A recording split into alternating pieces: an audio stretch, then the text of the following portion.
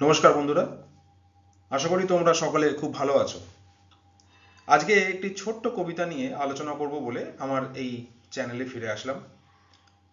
আজকে যে কবিতাটি নিয়ে কথা বলবো সেটি উইলিয়াম ওয়ার্ডসওয়ার্থের লেখা একটি কবিতা, যাকে লুসি পোয়েমসের অন্তর্গত হিসেবে ধরা হয়। ওয়ার্ডসওয়ার্থ লুসি পোয়েম কি সে সম্পর্কে আমি বলছি, এই ইন্ট্রোডাকশনটায় লেখা রয়েছে। ওয়ার্ডসওয়ার্থ 5টি কবিতা লিখেছিলেন লুসিকে নিয়ে। লুসি একটি ইমাজিনারি মেয়ে, যাকে নিয়ে ওয়ার্ডসওয়ার্থের 5টি কবিতার একটি সিরিজ রয়েছে, সেগুলোকে লুসি পোয়েমস বলা হয়। সেখান থেকেই একটি কবিতা আজকে আমি কবিতা নিয়ে কথা বলতে চলেছি।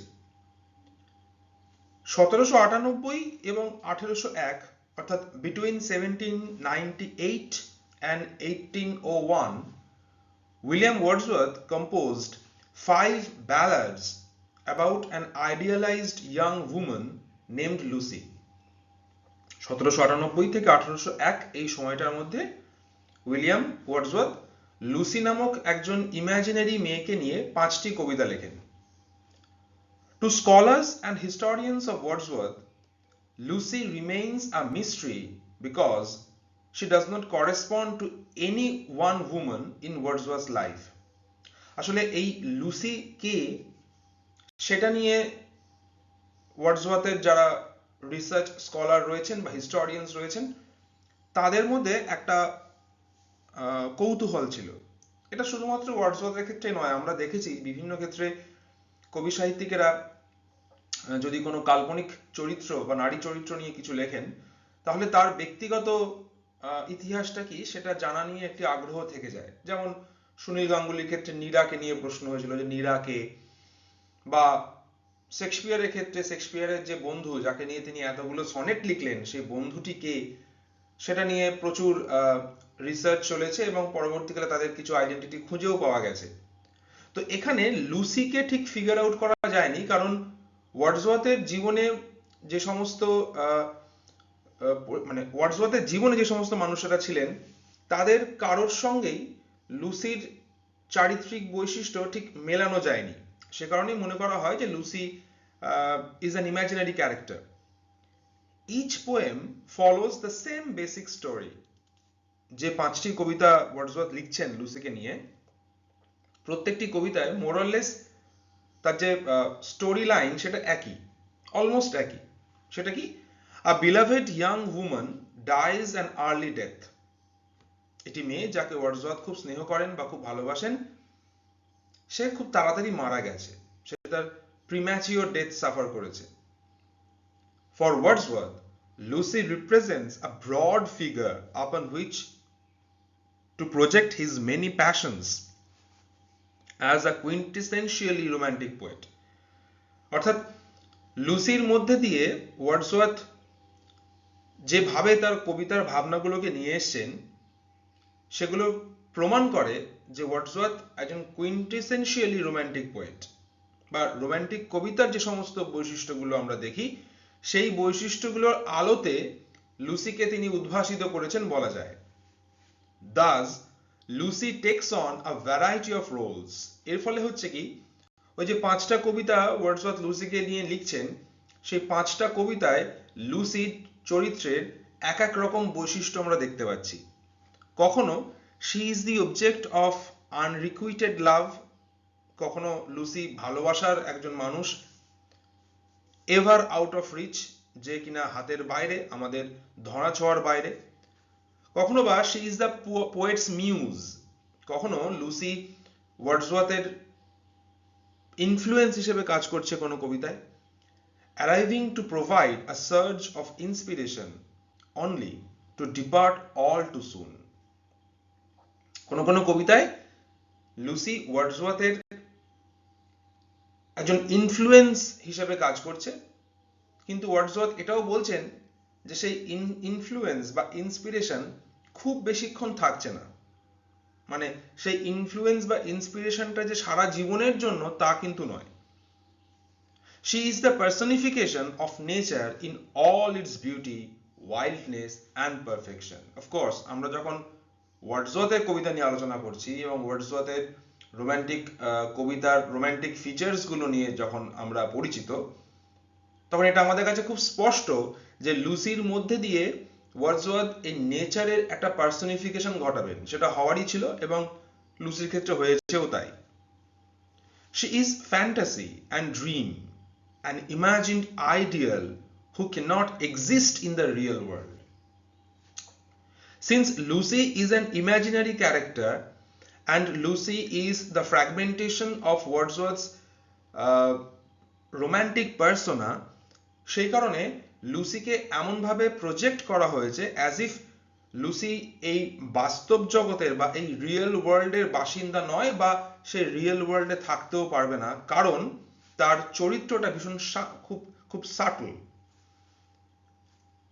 Despite the tragedy of Lucy's inevitable death, these poems are often joyful in the way they indulge the great flights of the human spirit. অর্থাৎ লুসির মৃত্যু নিয়েই কবিতাগুলো লেখা, মৃত্যুকেই বলা যেতে পারে টু সাম এক্সটেন্ট মৃত্যুর পর তার অনুভূতিগুলোকে রোম্যান্টিসাইজ করে লেখা।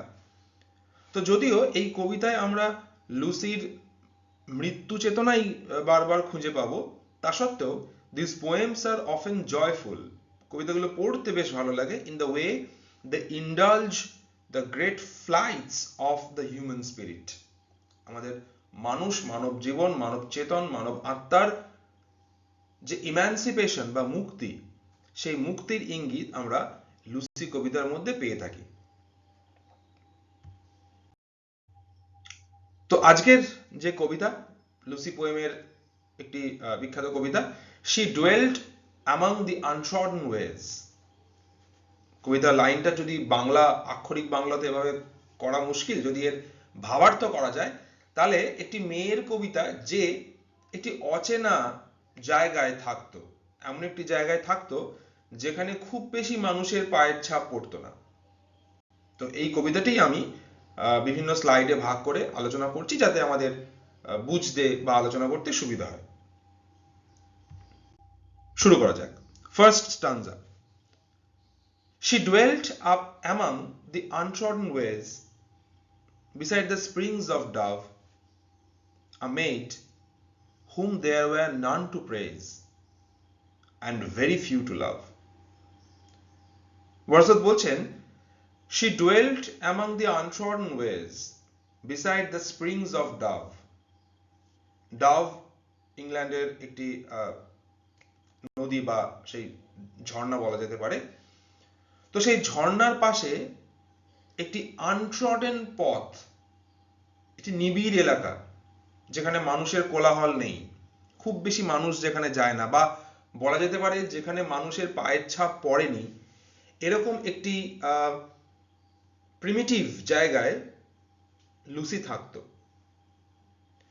প্রথমেই লক্ষণীয় যে আমরা জানি রোমান্টিক কবিতার ফিচারের মধ্যে বা রোমান্টিক কবিতার বৈশিষ্ট্যের মধ্যে tranquility plays a very important role, এবং রোমান্টিক কবিরা নগর জীবনের কোলাহল থেকে বারে বারেই পালিয়ে যেতে চেয়েছেন কোনো এক প্রকৃতির কোলে যেখানে নগর জীবনের কোলাহল নেই, যে কারণে তাদের অনেক ক্ষেত্রে এসকেপিস্ট বলা হয়।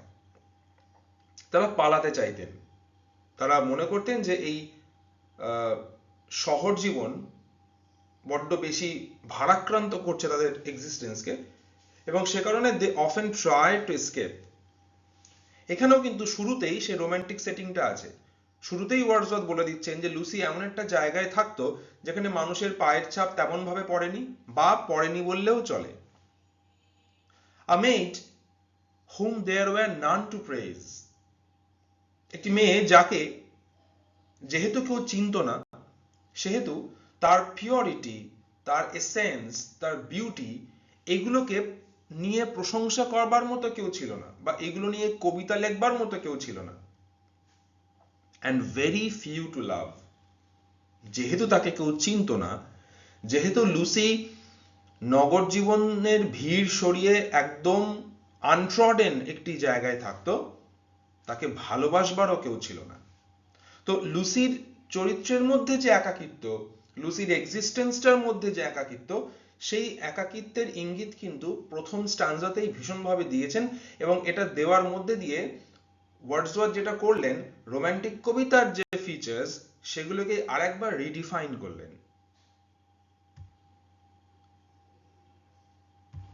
সেকেন্ড স্ট্যান্জা।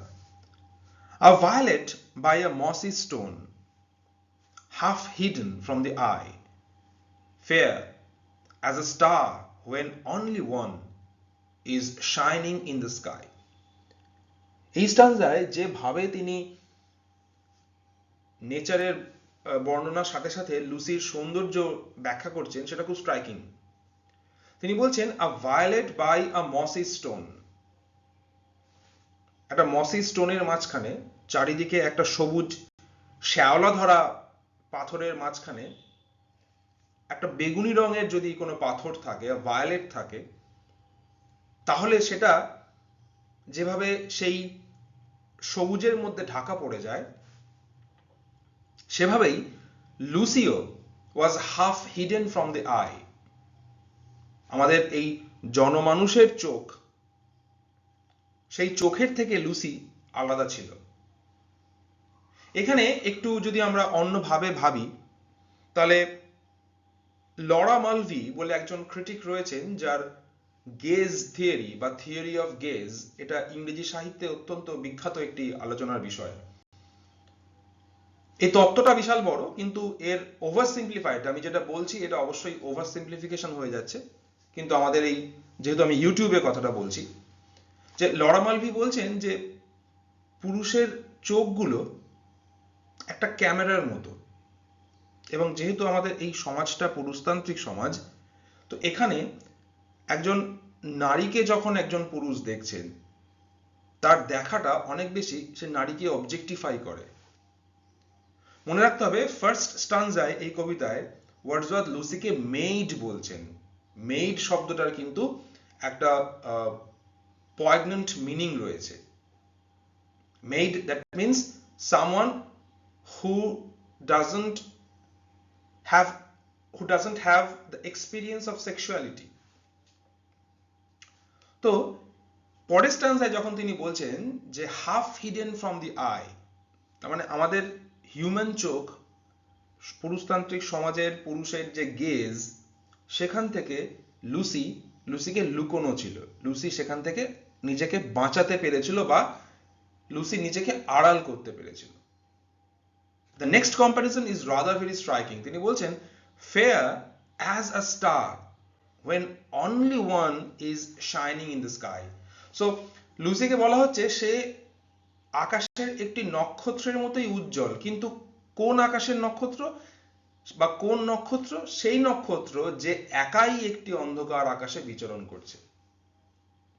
যদি আমরা কল্পনা করি যে রাত্রের আকাশ পুরো অন্ধকার আকাশ, যেখানে কেবলমাত্র একটি নক্ষত্র বিচরণ করছে, সেই যে সৌন্দর্য, সেই একা নক্ষত্রের বিচরণ করার মধ্যে দিয়ে তার যে ইম্পর্টেন্স ফুটে উঠছে, ওয়ার্ডসওয়ার্থ সেটাই বোঝানোর চেষ্টা করছেন যে Lucy was equally important to him.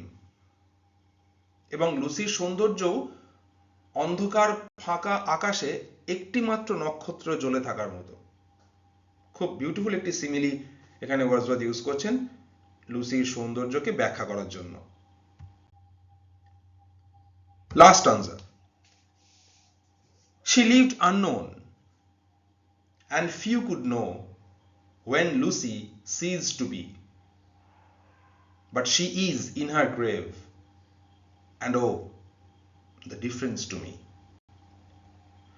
তিনি বলছেন she lived unknown, লুসির জীবনটা একেবারেই পরিচিতির বাইরে ছিল, তাকে কেউ চিনত না, সে সকলের অপরিচিত হয়েই তার জীবনটা অতিবাহিত করলো।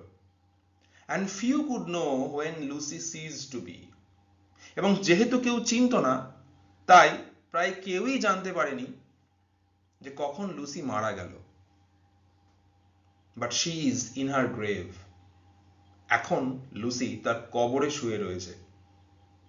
And oh, the difference to me. এবং আমি বুঝতে পারছি এর ফলে আমার জীবনে কতটা পরিবর্তন এসছে।